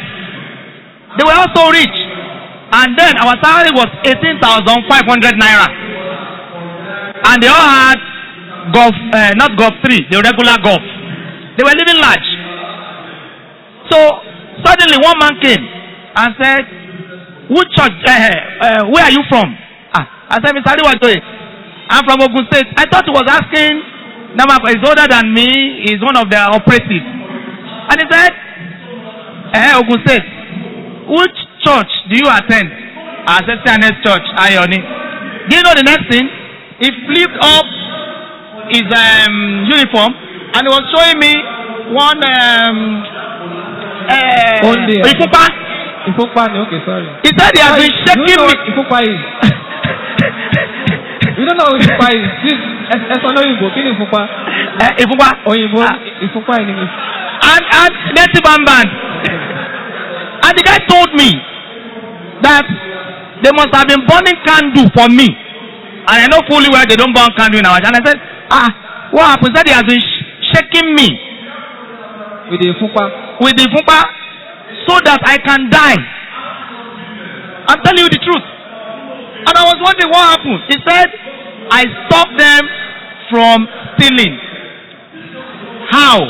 I said, anything that will go out of gate 3, for people that understand the airport. Gate 3 is the access gate to the outside world. That fire security must document it. That was how I offended him. And I was doing that as a junior staff. I'm not a manager, I was not a supervisor. Until our HOD came one day and said, Dami, you will be the head of all the staff. So God who made me, I don't know him. And I don't know what he has had. So when you say that you're in an organization and you are thinking you are too low to make a change, no. And from that point, that was what changed my life entirely. Because I was just getting promotion till I got to KLM. So don't wait or don't support bad things. When you're in an organization, you're saying something that is wrong. Please stand up and change it. It might be challenging, but just be firm with what you're doing. So on the issue of praying about what career, the present children or the present generation, they don't get their thing head on. God with them, they get it done and they move on. You can pray. You can pray. But it's also important that prayer without work is zero. You can't tell your organization that, oh, my pastor said I was going to get this job. That's why I'm here. They will not employ you. And don't spiritualize everything. You must add skills to your skill. And don't think that, oh, because I have masters, then I've gotten to the peak. Thousands of people have masters. And they don't even have jobs. You can also look for professional organizations to join. A colleague of mine told me that I'm stupid because I kept on jumping to London back and forth for one professional course like that. That you are just wasting money. When the time came that the company was looking for who is going to be the manager, they just took me without interview. So you have to be very careful. Pray, but at the same time, don't spiritualize everything. Thank you very much. Well, then we'll talk about the cover letter issue. Okay. Then Sabella will wrap up how to find yourself a perfect career. Then we'll close for the day. So in short, a cover letter is an application letter. So when you have made up your CV or your resume as it were, the cover letter helps you put information that is not on your CV on that cover letter. Tell the recruiter why are you the best person for that job. And it shouldn't be more than one page. Match 3 paragraphs. Tell them what you've done in the past that relates to that current job, what you achieved, and what you hope to do for them when they employ you. So a cover letter is an application letter that helps you tell the recruiter, to market yourself. Why are you the best? Why should I recruit you? That's what it should be. 1 page max. Don't do a mistake to make it 2 pages. 1 page. And now, when you apply for jobs, if the job advert does not say attach cover letter, please don't attach. See, our jobs as HR people, you guys give us a lot of edit. I asked for CV in PDF. Some are sending in Word. I said, give me only CV. And I said, your CV should not be more than 2 pages. You are sending 10 pages and 3 pages cover letter. Automatically, you are disqualified. So, guys, when you see an advert, because of the just send CV. There's another one, you will just carry CV to the sense the company. You now forward it. Guys, it's a very, very big error. Please, don't be in a haste. Guys, when you see an advert, sit down first, relax. Digest it, understand it. Now look at the last instruction. They will say, send only your resume to so email. They will not say subject, put HR, supervisor, sales manager. Send forwarded. Please, guys. Always follow instructions. Take your time. Don't be in a haste to apply for jobs. Thank you. Madam has something to add. Before they go, we have some job openings. There's a recruitment agency at the back. They'll give me the job openings. I will announce it. If you are qualified for the openings, please, you see them there. So that's why we're trying to wrap up. They've been waiting since morning. So please, okay, please, very, very quickly, man. Okay, so just something little. There's this thing. You guys store not you guys, sorry, I'm sorry. You store CVs in the drive. Then you send me the link. So when I want to open your CV, you're sending me your... No, please. That has been happening a lot. CV as a link. No, don't do that. Send your CV, attach. Don't send me to your drive. Okay. That has been happening a lot. Second, so finally, Sister Bella will round up and we'll close. So please, a round of applause for everybody that has spoken so far. I've been taking notes, so didn't they add value? Are you even serious? Money that you'd have paid for. First of all, this nanny thing, let's not overcomplicate it. Bible says a man's gift to make way for him before kings and what? How many people cook very well at home? When you go abroad, what do people normally do with their job? They always add what? Side hustle, cooking, doing hair. Stop looking down on the gifts you have. You want to be a lawyer, that's your goal, right? No, you want to be, what do you want to do? You want to do something with legal. Good. Have you done it before? Do you know if you like it? Do you know? But you want to be it. Okay. Many of us enter life thinking, I want to be ABC. But when you get into the job, you find that you don't even like it. So how about the one you're doing? Do it well. Now, if you want to be something so badly and so desperately, go and work there for free. Work there for free. Prove it. So if you want to be, what do you want to be? Tell me, say it again. Company secretary. Go and work somewhere for free. And try and see if you like it. What you don't realize that some of the jobs that you say you want to do, when you get there, you probably won't even like them at all. That's the reality. Oh, I used to want to be an accountant, right? When I was growing up. I did ICANN. By PE1, I said it's not for me. No. It's boring. I can't do. It's boring. By PE1, I stopped. It was not necessary. Because it's a boring, dead-end job. For me, I be like, okay? It was boring for me. You may like to look at numbers morning till night. I don't. I like human beings. I like to interact. I know myself. Some things that we think we want, if they give it to us, we'll find out we actually hate it. When I say be a nanny, I'm not saying be a nanny because of money. I'm saying that if, for example, at home, you're the one that takes care of all your sisters and all your brother's children, and the kids love you, how about you collect money for that purpose? Am I communicating? If you're a friend, when your friend says they are doing party, you are the one, you will plan all the party, you know all the caterer, you know everybody. How about you get paid for it? If you're the person that your friend says, I want to start a business, you'll be the one that will say, okay, let me help you arrange it ABC 1, 2, 3. How about you say, don't worry, I can become somebody's PA. My point is, there are gifts that you have inside of you that you are offering people for free. How about you earn money for it? If you're the kind of person where, if they say, sell shoe, you will sell it before everybody else. If they say sell t-shirt, before you can say they're coming, you finish selling it. How about you become a marketing person? Maybe your goal was to be a lawyer, but you are the one that can sell ice to the Eskimo, right? You know what ice to the Eskimo is? Some people can sell anything. If you say sell it, you will sell. They can sell sand in the desert. How about you become a marketing person and become a salesperson? We are overcomplicating this thing. It's not that complicated. I'm just telling you, don't die in the river of law or I die.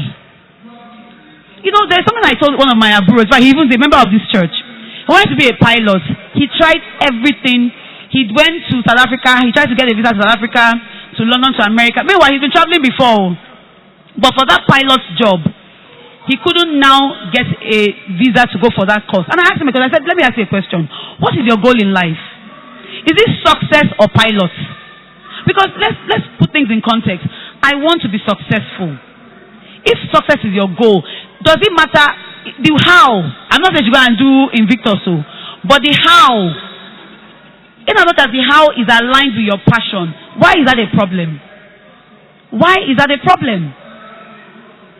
We need to think and change our thinking, because the Nigeria of today is not for those who are doing the normal things. Those that are successful in Nigeria today are doing the abnormal to be successful. There are Uber drivers that have 10 cars. Am I communicating? There are people, let me tell you something. My grandma was my grandmother was all these people that sell in the gutter. My aunties were people that sell in gutter. The amount of money those people make. Oh my God. Listen, if you work for any woman that sells clothes in gutter, and you learn where she buys fabric from, and you learn the tricks of the trade, your multi-billionaire status is guaranteed. I'm not even kidding you. Those women now have children that speak Phone, because they can't speak Phone, but they will put their children in schools that speak Phone, and they will give them. They are richer than some people that are earning, that have worked for 20, 30 years. Those women in gutter, and you see them looking horrible. Those women have more money than you can never imagine. And they're the ones that are living in Banana Island and BR. Don't be deceived. Yes, and they pay cash down. Yes. What I'm trying to explain to you is that your gifts can be useful to you. But you need to stop trying and saying, this is the way. No. There are many ways to skin a cat.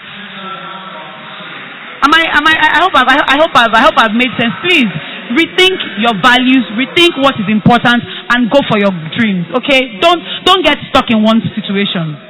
Thank you. Wow. Thank you. Can we just give our panelists a round of applause? I know that we could have had a better environment for this to happen, but they've given us their best. Since morning they've all been here. I wish we could still be talking, but of course we have to go home. We appreciate everybody. What we're going to do now is the business guys will come. I have the vacancies here, the openings here. We'll wrap up. The deputy chairman will give us a final remark. But I just want to add this while the business team comes over. And I want to echo what Sister Biola said. And I want to answer what Daniel asked earlier. You can have what you want to do. But like she said, there are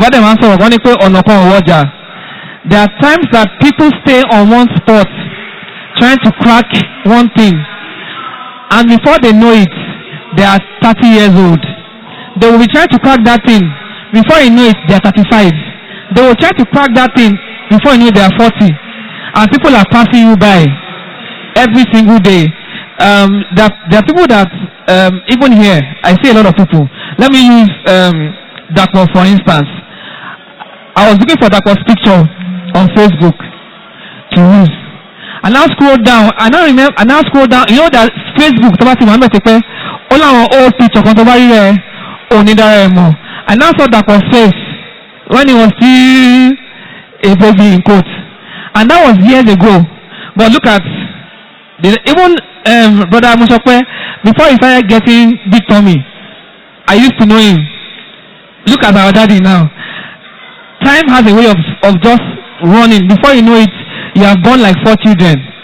So whatever you have to do, or whatever you have doing now, like she said, do it well. Be an expert in something. That's what I want to say. If you are very good at one thing, the job will find you. It's not you that will be looking for the job. If you are very, very good at coding, they will be looking for you. If you are good at making something, they will be looking for you. So like the summary of everything, build yourself to a level that is the job that is chasing you. And with the permission of the people here, if you have questions about your careers, almost everybody here is a church member. Even our Auntie Biola, she has been a church member since we were like this. That's other people. So they are accessible, and I can vouch for every single person on this panel that they are quality human beings that you can take your challenge to, and you can ask them, and they will sort you out with advice. Again, can we just give them a round of applause? The guys from the business team, can we sit down? Because we have a recruiters engagement. Business team, can we sit down, please? Business, everybody, can we sit down so that we can wrap up and go home? Business, I want to talk about our phone number. Please, can we all just gather around, please?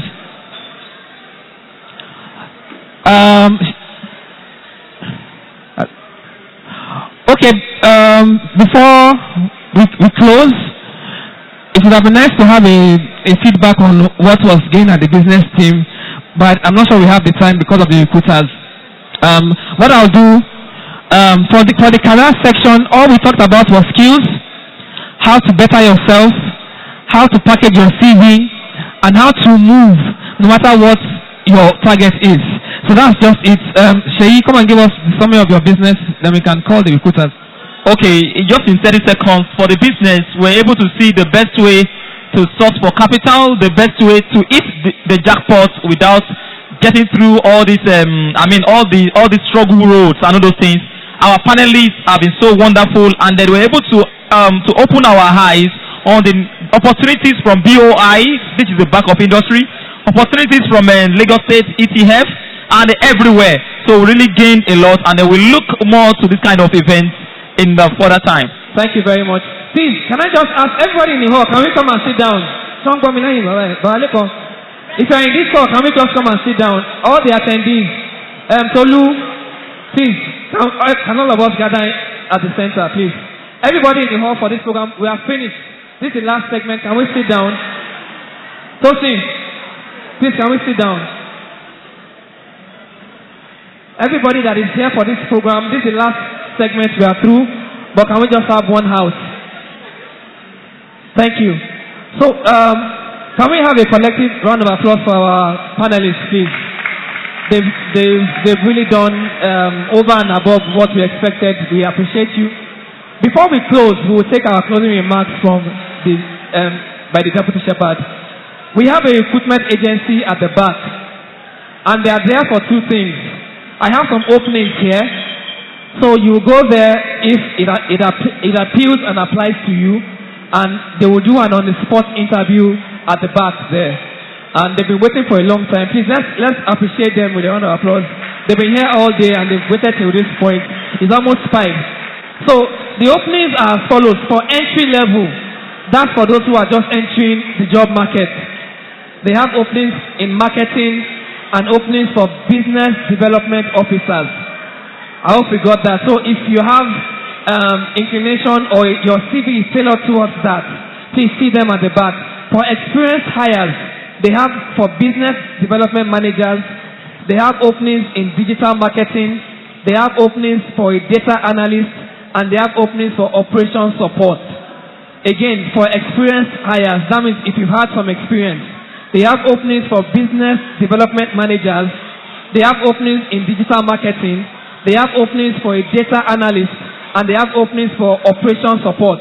For those who are just entering the job market, they have openings for marketers and for business development officers. So once we finish here with the closing remark, please go there. Also, if you have questions related to how to arrange your CV, there's also a section there for you. So we have people that will direct you there appropriately. Okay. Also for information, this session is a precursor to a training session. The reason why we had to have this is because, I'll just give us an example. There was an opening recently, and a church member was the person that was directly responsible for recruiting. And we had people from the church who went there for the interview. Now, at the interview, they had to have one particular skill in Excel. And back and forth, the candidates from here didn't scale through because they didn't meet that requirement for Excel. And from what I heard, the people that scaled through were recruited and were earning 150,000 naira almost immediately. So, and the person I was recruiting was a church member. But because our members lacked that skill, they couldn't get that job. So what we want to do is that we want to start a training session. We're going to be announcing the specifics later. And the IT unit is in charge. Please, can you just maybe go through the elements? Okay. What we'll be doing in the next couple of weeks, we're going to have trainings in different areas. Please note that our trainings are free. We will announce the schedule for the training, but we'll be training in areas of Microsoft Office. Now, the essence of Microsoft Office here is not just to learn Microsoft Office, but it's towards MOS, Microsoft Office Specialist Certification by Microsoft. So we are not just saying come and learn how to use it. We are saying come and learn to be able to write the exam, pass and get certified. We'll also be training on project management. We'll be training on networking, digital management, HTML, CSS and PHP. We'll be training on Java. We'll be training on JavaScript. We'll be training on ITIL.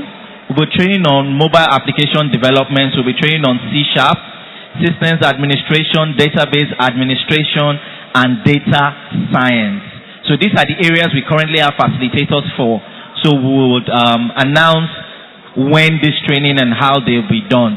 So as many of us that are interested in this training, please endeavor to see Brother Tunji Shoyemi.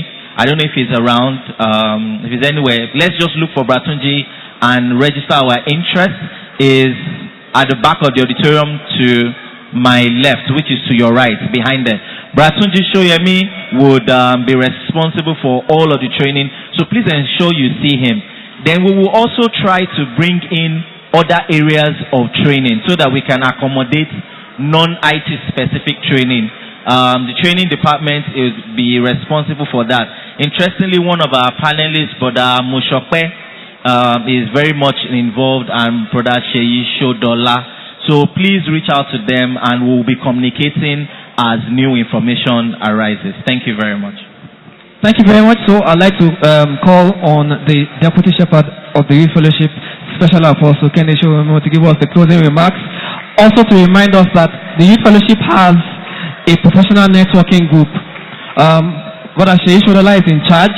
As for the details from Secretariat, whatever career line you are on, you can be part of that group. Let's not forget, we are going to have recruiters engagement, and at the vote of thanks, we will especially thank our panelists for coming. Closing remarks by a final word by the Deputy Shepherd. The Shepherd of the Youth Fellowship, members of the SIC that are present here, facilitators, panelists, and the participants of this program. We need to appreciate God for giving us this grace to put this together, particularly for giving you the opportunity to participate in this program. You need to glorify God for this purpose. Somewhere in James, I think James 2:16 says, it made us to understand that we don't need to pray alone, but we must also act. Somebody comes to you, he needed something, I say, I pray for you in the name of the Lord, go in peace. Somebody's hungry. James made us realize that it's not enough. Yes, God listens to prayers, but we also need to walk. And I know we talk about walk and pray a lot. So, the aspect of doing something is what we are discussing here. As we pray, Sunday, Wednesday, Saturday, vigil, everything, as we do this, we need to walk. And how do we walk? In fact, somewhere it was also written, I think to Timothy. He said, if you don't walk, you should not eat. So how do you walk? How do you make the youth fellowship to be involved, to be engaged? And that is what we have done today. It's very important for you to see this as a very important part of your life. That is, how do you progress? In all this, there have been many things mentioned, from career, from CV, from so many things that have been mentioned to you here today. It's for you to take note of all these one after the other and see where it is applicable to you as you journey in life. Some you may not need now. You may need after 10 years. You now recall, Sister Biola said this. You now recall, Oladeyin said this. And it will be applicable. And you use it and it works perfectly.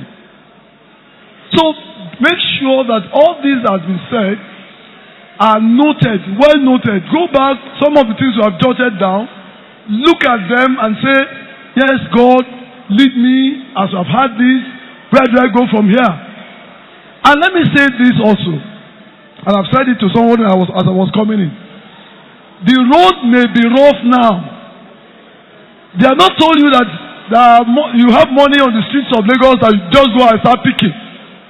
They are not telling you that there are no ladders to climb or lift to be taken. Yes, you can use lift to move faster, but you must still move from ground floor to the top floor. You are not going to accept case of Elijah. Only a visit Elijah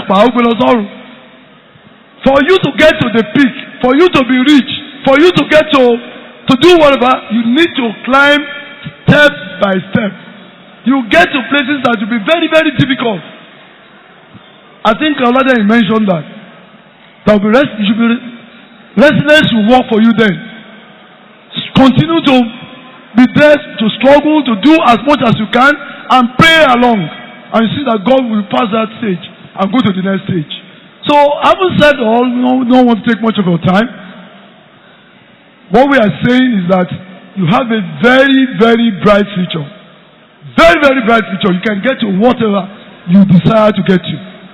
Forget about the problem in Nigeria. Nigeria is this, Nigeria is that. I'm telling you, some people are here. Legitimately, they are making money.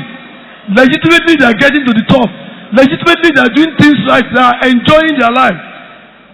Not through any shoddy deals. So you can do likewise. More also, you have God on your side. You are working, you are struggling, you are striving, you are doing much, you are reading, you are learning. And you also have God. You have Christ supporting you. Then you must just make it. You must just make it. There's no other way you must just make it. Of course, the journey may be rough. But at the end of the tunnel, you have cause to glorify God. Once again, we need to appreciate the leadership, our shepherd particularly, for initiating all these ideas, taking us at the SIC, taking the youth fellowship to a very good height. And the organizers, maybe when you are giving the vote of thanks, you don't thank yourself. Let us thank you. On behalf of the leadership, SIC, we need to appreciate the organizers. Sleepless nights, a lot of crossing the T's, the dotting the I's, a lot of things being put in place to get this done. And it's been so wonderful. We thank God for this, and we pray that when you reflect back about this, you will continue to glorify God. Once again, thank you and God bless.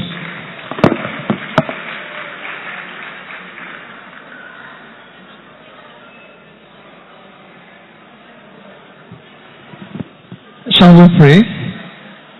Let's rise up and pray. One of our panelists talked about the God factor in all this. So let's pray. Let's begin to appreciate God for today's program. It's been a very wonderful program, quite revealing, very impactful. I've been blessed.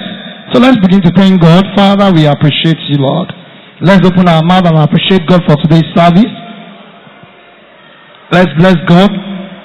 Let's remember to pray for all the facilitators, our panelists, our leaders in the youth fellowship, the church of God. Let's thank God. Let's appreciate God. Let's also remember to ask God that in my choosing career, Lord, elevate me. Make me a reference point in Nigeria.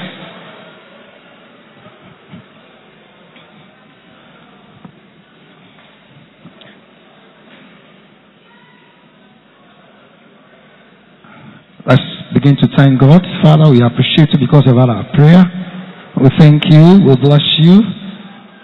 For in Jesus' most precious name, we have given thanks. Our Lord and our God will bless you. Father, we appreciate you for today's service, for this program.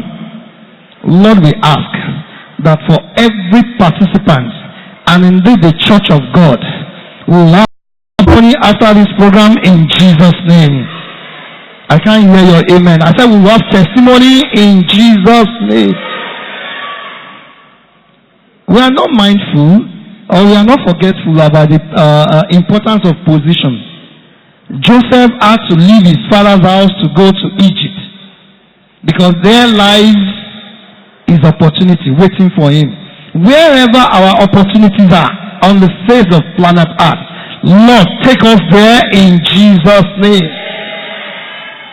All that we needed financially, intelligentially, all that we needed, Lord, grant us in Jesus' name, such that by this time next year, each and every one of us will have testimonies in Jesus' name.